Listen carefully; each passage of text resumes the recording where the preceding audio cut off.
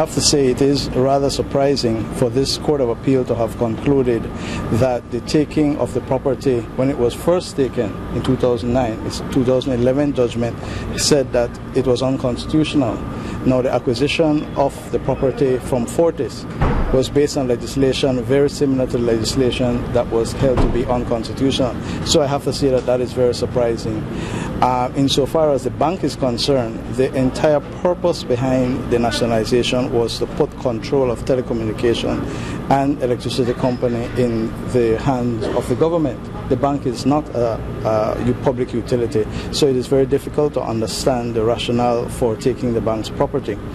But that is a decision of the majority of the court. We have to accept that and respect that. I think a very vigorous appeal is going to be put forward by our respective clients. The matter is going to move very swiftly to the Caribbean Court of Justice. The Eighth Amendment was challenged on the basis that the respondents say that the government cannot, that the legislature cannot pass certain laws which they say derogate from the basic structure of the Constitution. The majority resoundingly rejected that proposition.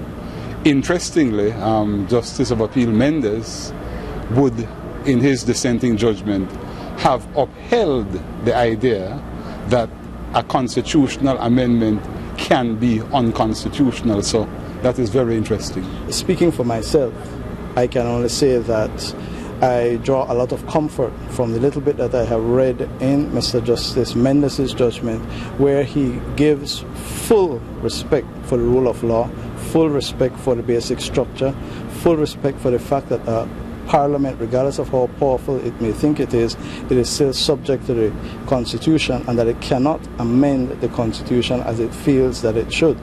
My hope and expectation is that that is going to be reaffirmed by the Caribbean Court of Justice, and that this entire nationalization is going to be overturned.